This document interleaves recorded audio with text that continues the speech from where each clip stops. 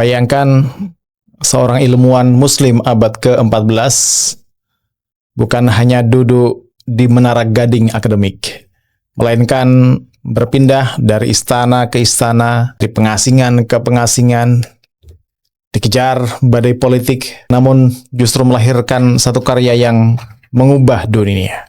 Nama itu adalah Ibnu Khaldun, seorang pemikir yang 5 abad sebelum Karl Marx, Durkheim, dan Max Weber sudah bertanya, apa hukum-hukum sosial yang menggerakkan sejarah umat manusia? Selamat datang di Syifa's Corner, pojok Syifa. Bersama kita membaca dan merespon dunia. Assalamualaikum warahmatullahi wabarakatuh. Hari ini kita akan mengenal lebih dekat sosok yang disebut oleh seorang sejarawan terkenal, Arnold Toynbee, sebagai jenius yang tak tertandingi selama berabad-abad.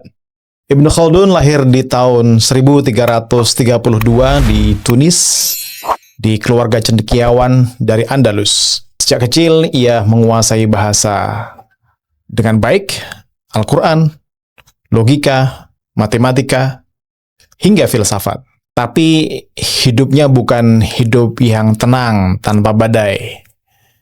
Ia naik turun kekuasaan, jadi diplomat, penasihat politik, bahkan hakim. Ia mengalami kecemburuan, intrik, bahkan pengkhianatan. Tapi justru karena ia mundur dari dunia politik, kemudian mengasingkan diri di sebuah benteng terpencil di Aljazair. Di sana ia dapat menulis karya magnum opusnya, Muqaddimah. Sebuah buku tebal yang bukan hanya menceritakan tentang sejarah, tapi juga menyelidiki bagaimana sejarah bekerja. Untuk pertama kalinya dalam peradaban manusia, seorang ilmuwan menganalisis masyarakat seperti seorang ilmuwan meneliti alam.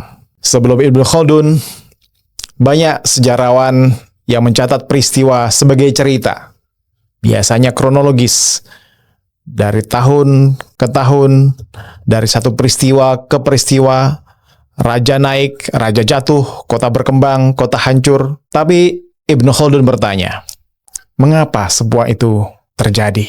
Apa pola sosial di balik kejadian naik dan turunnya kekuasaan itu?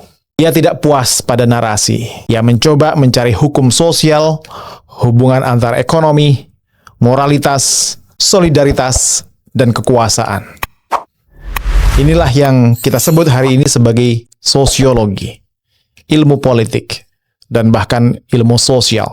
Dan Ibnu Khaldun melakukannya berabad-abad sebelum ilmu itu bernama sosiologi, ilmu sosial, dan sebagainya tadi itu. Nah, di bagian ini kita sampai pada satu konsep kunci dalam ilmu yang dikembangkan oleh Ibnu Khaldun, ilmu tentang peradaban. Konsep kunci itu adalah al-sobiyah, yang secara bahasa bisa diartikan sebagai fanatisme kelompok. Tapi bukan dalam pengertian itu saja. Ibnu Khaldun memaknainya sebagai sebuah kohesi sosial, solidaritas kelompok, semangat kebersamaan yang membuat satu kelompok siap berkorban untuk tujuan bersama. Menurut Ibnu Khaldun, bangsa atau kelompok yang memiliki al-sobiyah yang kuat, kohesi atau solidaritas sosial tadi itu, akan bangkit, memimpin dan membangun peradaban. Tetapi begitu mereka nyaman, mewah, lupa perjuangan, al-sobiyah kemudian melemah. Anak cucu penguasa tidak lagi setangguh para pendiri dinasti. Moral menurun, korupsi tumbuh, dan kekuasaan pun akhirnya jatuh, digantikan oleh kelompok baru dengan al-sobiyah yang lebih kuat. Siklus tersebut dalam pandangan Ibnu Khaldun biasanya terjadi selama 3 generasi. Bangkit, mengalami kejayaan, baru kemudian kehancuran. Ya, kita melihatnya berulang kali.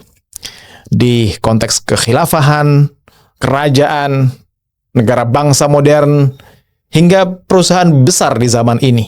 Al-sobiyah bukan sekedar istilah sejarah, tapi teori-teori sosial yang hidup dan bisa diaplikasikan sampai hari ini. Tapi Ibnu Khaldun tidak pesimis. Ia berkata ada dua kekuatan yang bisa memperluas dan memperkuat asobiyah. Yang pertama adalah agama. Ia menyatukan suku-suku, ras, dan bangsa di bawah satu tujuan bersama. Yang kedua adalah kepemimpinan dan pengelolaan ekonomi yang adil. Artinya, peradaban tidak harus mati oleh kemewahan. Ia bisa bertahan jika memiliki moral, visi, dan disiplin.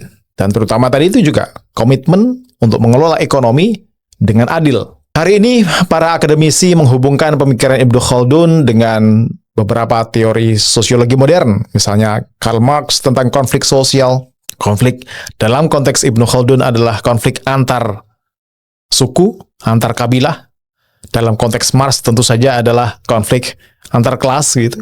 Emil Durkheim misalnya tentang kohesi sosial, masyarakat sebagai satu kesatuan yang memiliki kohesi sosial dengan alat apapun yang dapat menyatukan masyarakat itu. Dalam konteks ini adalah imajinasi tentang agama, tentang Tuhan, bisa mengeratkan hubungan antara satu kelompok dengan kelompok yang lain. Max Weber tentang otoritas dan kenegaraan, dinamika antara otoritas tradisional, otoritas karismatik, sampai kemudian otoritas yang rasional atau otoritas yang legal rasional gitu. Ada di Max Weber. Atau Ernest Gellner tentang dinamika masyarakat muslim, Syed Farid Al-Attas yang meneliti tentang sosiologi non-masyarakat barat. Itu kalau dilacak ada akar-akar analisis sosialnya dari Ibnu Khaldun. Dan para ilmuwan modern pun juga berkata bahwa kalau dunia sosial ingin benar-benar memahami masyarakat non-barat, ia harus kembali membaca Ibnu Khaldun. Tidak heran kemudian UNESCO dan para sosiolog global merayakan warisan dari Ibnu Khaldun hingga hari ini. Sebelum kita lanjut, ada satu hal penting yang juga wajib kita pahami. Karya magnum opus dari Ibnu Khaldun, Muqaddimah fi Ilmil Umran, bukan hanya buku sejarah. Ia adalah fondasi baru dalam memahami agama, masyarakat, dan kekuasaan. Di dunia Islam sebelum Ibnu Khaldun, banyak ilmuwan membaca realitas sosial melalui kacamata moral dan teologi saja. Atau kalaupun sejarah yang naratif, sejarah yang mencatat orang-orang yang sudah meninggal gitu. Siapa taat, siapa melanggar, itu yang biasanya dicatat dalam buku-buku sejarah. Namun Ibnu Khaldun melakukan sesuatu yang radikal. Ia memasahkan antara kebenaran teologis dan analisis ilmiah tentang masyarakat manusia. Bukan untuk menolak agama, tetapi untuk memberi agama tempat yang rasional dalam sejarah. Sebagai kekuatan sosial yang tadi membentuk solidaritas, menanamkan nilai, dan membangun identitas kolektif. Dalam Muqaddimah, agama bukan hanya wahyu, tetapi juga energi sosial. Ia memperkuat asobiyah dalam membangun pemerintahan, dalam menata masyarakat. Disitulah sumbangan dan kejeniusan Ibnu Khaldun. Ia menempatkan agama bukan hanya di langit, tetapi juga di tengah interaksi manusia, pasar, kekuasaan, dan budaya. Karena itu, para ilmuwan hari ini melihat Muqaddimah sebagai tonggak awal sosiologi agama, dasar ilmu politik Islam, kerangka awal antropologi peradaban, dan model integrasi antara akal dan wahyu. Tidak sekedar bertanya, apa perintah Tuhan? What is the God's will? Apa kehendak Tuhan? Ibnu Khaldun juga bertanya, bagaimana manusia mengorganisasi diri untuk menjalankan perintah Tuhan dalam sejarah yang nyata.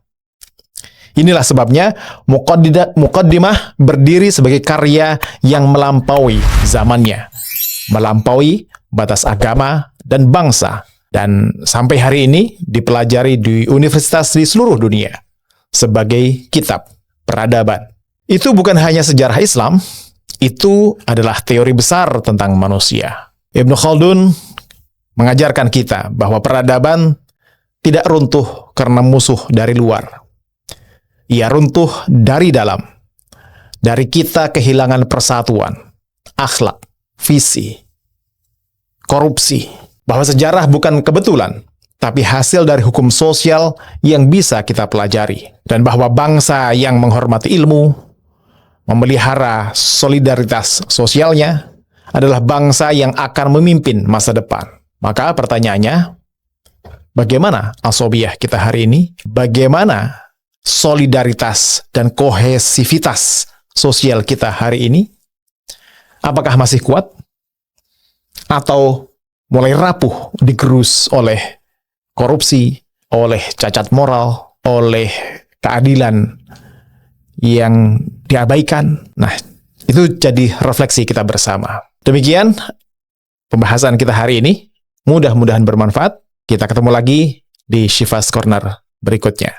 Assalamualaikum warahmatullahi wabarakatuh.